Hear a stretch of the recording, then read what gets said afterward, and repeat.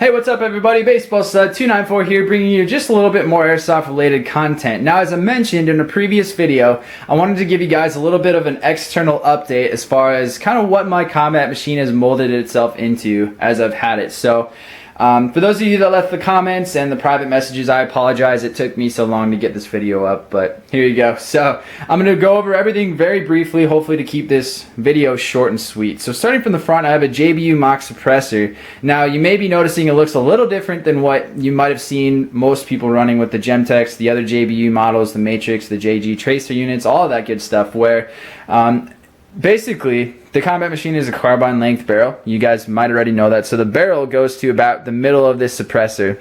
Now, instead of adding a 4 to 6 inch suppressor on top of that, extending the length of the barrel even further than what this one would, I feel like that's personally too long for me. It makes the gun a little bit clunky and awkward, so I'd be hitting my barrel against stuff.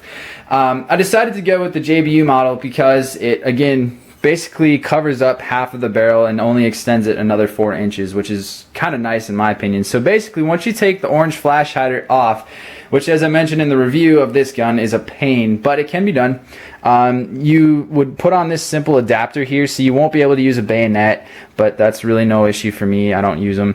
And then you would simply thread this on, again the barrel goes to here. So I'll kind of show you that. Do this real quickly. So there you go. You got the threads right in the center. Sometimes it takes a little bit of time to catch, but once you get the hang of it, it threads itself. Pretty simple.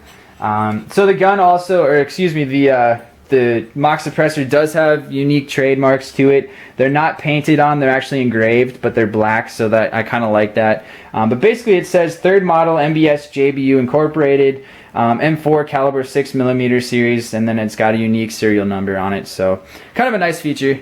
Moving back now, I just simply have the Night Armament tan rail covers as well as the PEC 15 on top that I painted. So I have a review of the PEC 15. If you have any questions or concerns about that, go ahead and check that video out. I'm gonna move the gun back here for you.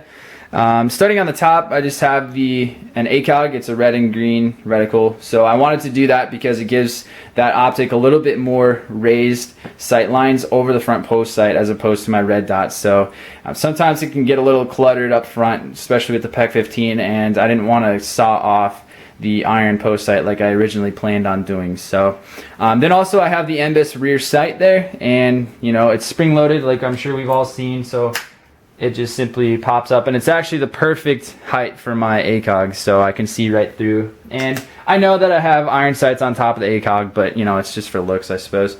And then as you can see, I have a paracord bracelet around the buffer tube as well. I just thought that looked kind of cool. Flipping it over now, I have basically the same thing, just some more Night Armament tan rail covers as well as a pressure switch black flashlight.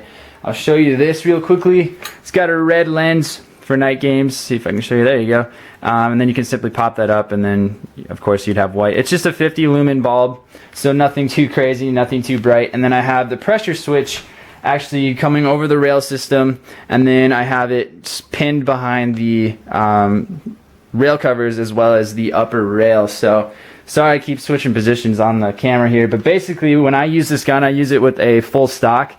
So what I do is my hand ends up about here, so I can simply push the pressure switch to turn on the laser. So, or excuse me, turn on the flashlight. So overall, that's it, guys. Nothing too crazy. So if you have any questions, feel free to leave them in the comments or send me a private message. And as always, I always try and get back to you guys as quickly as I possibly can. So thank you so much for watching. Be sure to check back for any more updates and future content. Take care, guys.